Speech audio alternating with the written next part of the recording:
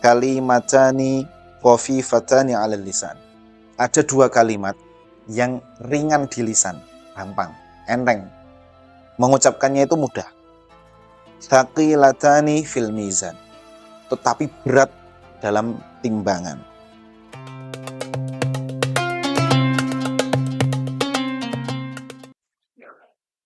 Assalamualaikum warahmatullahi wabarakatuh. Alhamdulillah wassalatu wassalamu ala rasulillah sayyidina wa maulana Muhammad ibn Abdullah wa ala alihi wa ashabihi wa man wala. La hawla wa la quwata illa billah, amma ba'dah. Teman-teman sekalian, kita kembali lagi di Zahratul Fatah Channel. Pada kesempatan kali ini saya akan membahas satu tema, yaitu tentang keutamaan zikir. Allah Subhanahu wa taala menyebutkan dalam banyak ayat di Al-Quran tentang perintah-perintah zikir.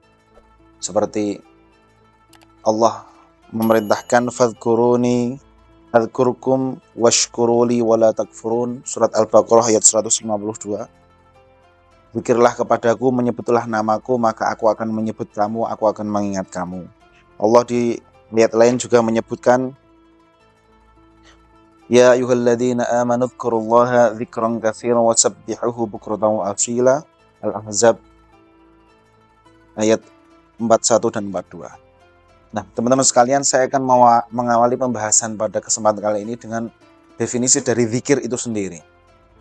Pada umumnya kita menyebut zikir, misalnya orang berzikir, ya berarti orang menyebut kalimah thayyibah. Apakah itu benar? Ya, benar seperti itu. Tetapi menurut beberapa ulama, di antaranya yang saya nukil dari kitab Dalilul Falihin, syarah dari Riyadhus Shalihin, ini menyebutkan di kitab Dalilul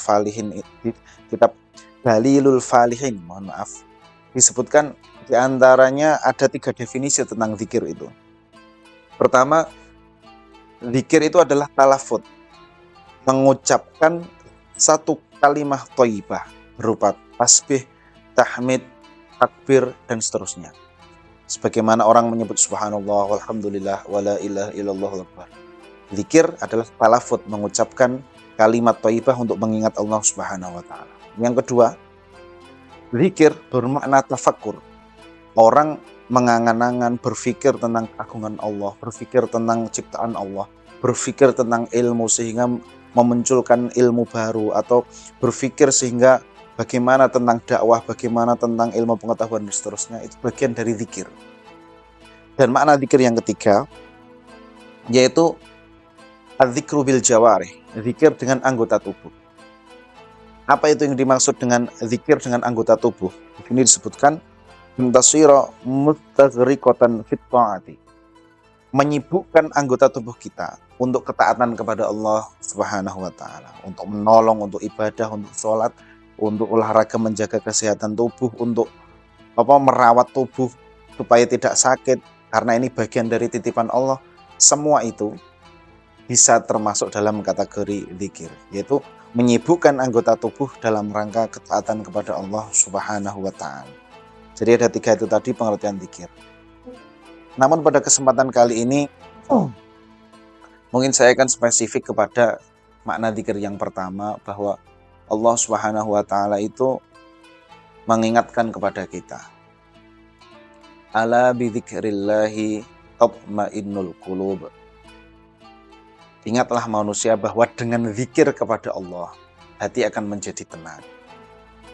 Bukankah kita sebagai manusia kadangkala dihadapkan pada satu kondisi di mana kita sumpek, kita bunek, atau kita sedang menghadapi satu masalah yang berat, tekanan yang besar dari kehidupan kita, dan kita menghadapi oleng, bahasanya cah nem.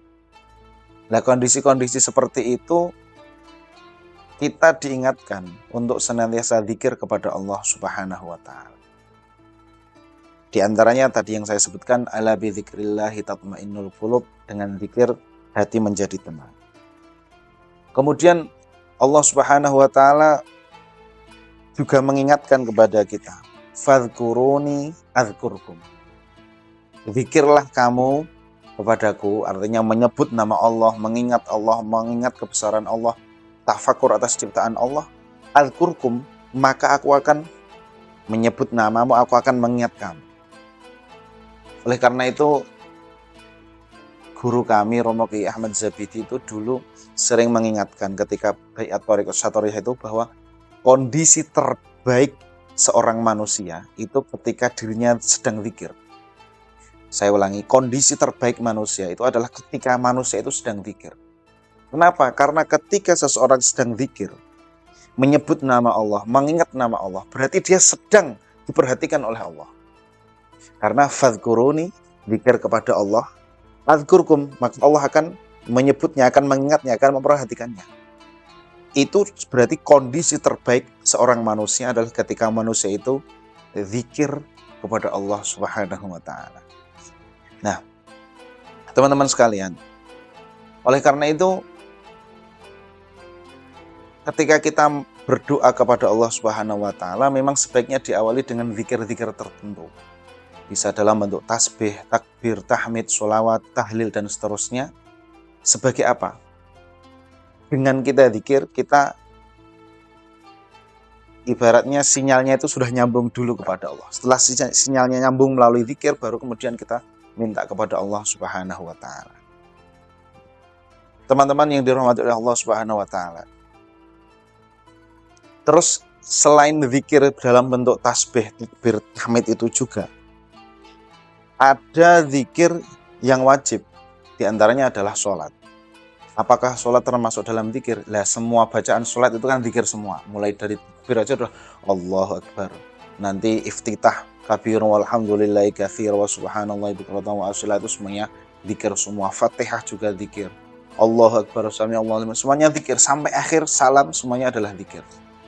Tetapi itu adalah bagian dari kewajiban kita di hadapan Allah Subhanahu wa taala. Zikir yang wajib yaitu sholat. Akan tetapi belum cukup kalau kita hanya sholat saja tanpa zikir-zikir yang lain. Ya, memang membaca zikir itu memang hukumnya sunnah, tetapi itu akan menjadi pelengkap dari sholat yang kita lakukan. Saya memberikan ibarat atau contoh sederhana seperti ini. Misalnya kita membuat nasi untuk takjilan misalnya. Dari nasi untuk takjilan itu kan ada kardusnya, ada kertas minyaknya, ada kerupuknya, ada plastiknya, kadang ada sambalnya, ada brokolinya, ada sayurnya, dan seterusnya. Padahal inti dari takjilan adalah nasi dan lauknya ayam misalnya. Yang lain itu hanya pelengkap saja, termasuk ada pelengkap selamat menikmati, itu kan pelengkap saja. Nah, sholat itu ibarat yang pokok, nasi dan lauknya. Sementara zikir yang lain itu adalah pelengkap. Orang misalnya mau takjilan terus suruh maju satu-satu, ini ambil nasinya, pakai apa? Pakai tangan misalnya. Adai tangan ini, terus nasi blok di sini sama lauknya. Ya ini bisa dimakan, tapi kurang indah. Kalau dalam bahasa agama ya kurang ihsan. Iman, Islam, ihsan. Ihsan itu melakukan sesuatu lebih baik dari biasanya. Ihsan itu menambahkan satu kebaikan yang sudah pokok ditambah kebaikan yang lain. Nah, makanan yang saya contohkan tadi itu kalau dipakai kardus yang bagus, pakai ditata yang rapi, kemudian ada tisunya juga, kemudian ada selamat menikmati, itu orang yang memakan itu akan merasa lebih enak. Begitu juga zikir itu, fungsi dari zikir diantara adalah menyempurnakan ibadah sholat kita yang merupakan zikir pokok, sehingga zikir-zikir yang lain berupa sholawat, tasbih, tahlil, dan seterusnya itu menyempurnakan dari sholat yang kita lakukan. Yang berikutnya, zikir itu banyak disebutkan oleh Nabi Muhammad SAW. Saya akan menyebutkan beberapa saja sebagai contoh. Di antaranya ini, ada satu riwayat. Saya bacakan. Wa an Abi Hurairah radhiyallahu anhu qala, dari sahabat Abu Hurairah radhiyallahu anhu. Qala Rasulullah sallallahu alaihi wasallam. Nabi Muhammad sallallahu alaihi wasallam bersabda, kalimatani khafifatani 'alal lisan. Ada dua kalimat yang ringan di lisan, gampang, enteng. Mengucapkannya itu mudah. Thaqilatani fil mizan, tetapi berat dalam timbangan. Habibatani ilar rahman, dan dicintai oleh Allah Subhanahu wa taala yang Maha Rahman. Ada 2 kalimat, ringan di lisan, memberatkan timbangan, dan dicintai oleh Allah Subhanahu wa taala. Apa itu? Subhanallah wa bihamdihi subhanallahil azim. Muttafaqun alaih. Ini kan kalimat ringan, subhanallah wa bihamdihi subhanallahil azim, subhanallah wa bihamdihi subhanallahil azim. Kan ringan. Begitu juga zikir yang lain, subhanallah walhamdulillah wa la ilaha illallah wallahu akbar. Itu juga ringan. Kata Nabi, 2 kata yang ringan di lisan ini bisa memberatkan timbangan. Subhanallah wa bihamdihi subhanallahil azim. Contoh lagi yang lain.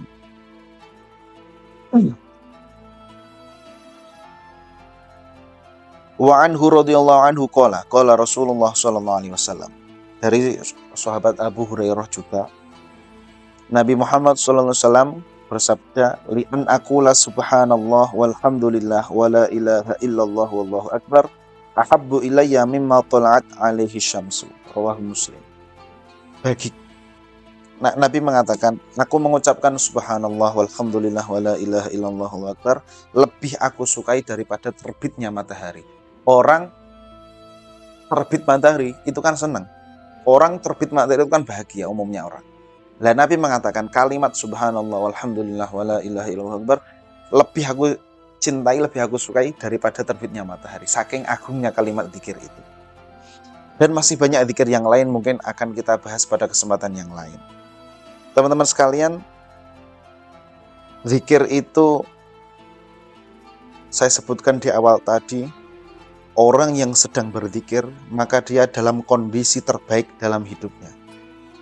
Karena wa mal hayatud dunya illa mata'ul ghurur.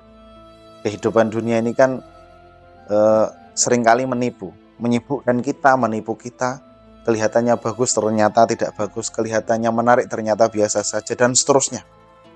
Lah, kehidupan dunia yang sering membuat kita lelah, membuat kita bingung, membuat kita pusing dan seterusnya itu. Lah, salah satu tombolnya adalah dengan zikir kepada Allah Subhanahu wa taala. Nah, tergantung di antara kita masing-masing, kita lebih suka atau lebih condong pada zikir yang mana. Tasbih juga boleh, tahmid juga boleh, sholawat juga bagian dari zikir, la ilaha illallah juga boleh. Tergantung mana yang cocok menurut kita dan mana yang nyaman kita baca.